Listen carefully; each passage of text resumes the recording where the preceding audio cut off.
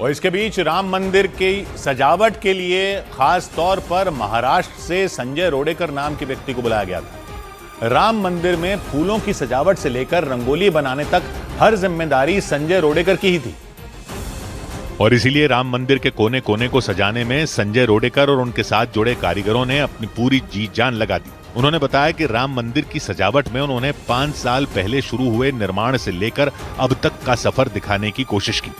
कौन से समय में कौन से स्टेजेस में इसका काम हुआ, ये सब दिखाया गया है।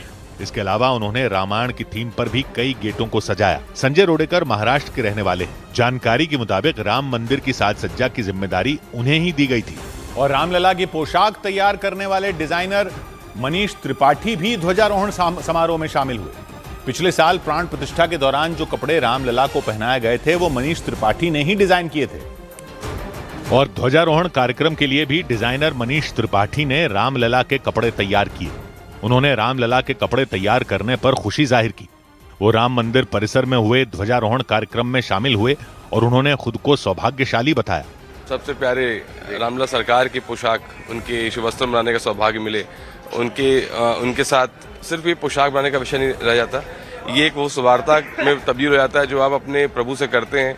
पिछले साल प्राण प्रतिष्ठा के लिए मनीष त्रिपाठी ने रामलला के कपड़े डिजाइन किए थे। इसके साथ ही राम दरबार में रखी गई लक्ष्मण, भरत, शत्रुघ्न और हनुमान की मूर्तियों के लिए भी उन्होंने ही पोशाक तैयार की थी और विशेष अवसरों के अलावा भी रोजाना पहनाए जाने वाले कपड़े भी मनीष त्रिपाठी ही डिजाइन करते हैं।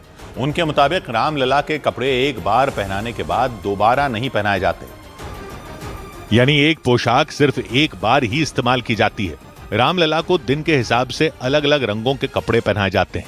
ध्वजारोहण कार्यक्रम के लिए खास पोशाक बनाई गई और बताया गया कि 1 साल पहले ही इसे तैयार करने की प्रक्रिया शुरू की गई थी। रामलला की इस विशेष पोशाक की बुनाई आंध्र प्रदेश के सत्यसाई जिले में की गई। डिजाइनर मनीष त्रिपाठी के मुताबिक रेशम से बनी रामलला और माता सीता की पोशाक पर सोने के तार लगाए गए।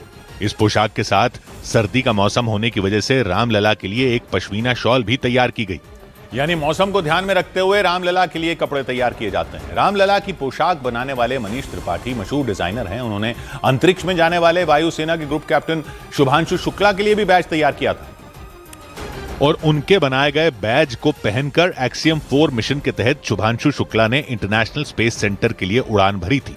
पृथ्वी पर लौटने के बाद शुभांशु शुक्ला ने मनीष त्रिपाठी को वो बैज रिटर्न गिफ्ट के तौर पर वापस किया था। मनीष त्रिपाठी कई अभिनेताओं के लिए कपड़े डिजाइन कर चुके हैं।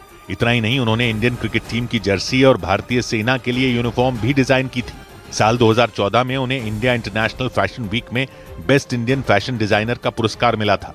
और अयोध्या में ध्वजारोहण कार्यक्रम में आदिवासी और वनवासी समुदाय के लोग भी शामिल हुए। श्री राम ने माता सीता के साथ 14 साल तक वन में अपना समय बिताया था, इसलिए आदिवासी समुदाय के लोगों ने खुद को उनसे जुड़ा हुआ बताया और आदिवासी समुदाय के लोगों के ध्वजारोहण कार्यक्रम में पहुंचने पर उनका स्वागत किया गया।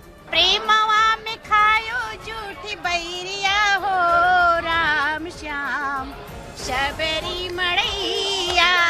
आदिवासी और वनवासी समुदाय के लोगों के मुताबिक श्री राम ने अपने जीवन के 14 साल उनके पूर्वजों के साथ बिताए थे, इसलिए उन्होंने खुद को उनसे जुड़ा बताया और ध्वजारोहण कार्यक्रम में शामिल होने पर खुशी जाहिर की। बलरामपुर से थारू जनजाति की महिलाएं ध्वजारोहण कार्यक्रम में पहुंची। वो वहां अपनी पारंपरिक वेशभूषा में नजर आईं। हम लोग को निमंत्रण मिला था, उसी दिन से हम लोग बहुत ही खुश थे यहाँ आने के लिए कि मोदी जी और योगी जी के शासनकाल में ये संभव हुआ। उन्होंने आमंत्रण के लिए राम मंदिर ट्रस्ट का आभार जताया।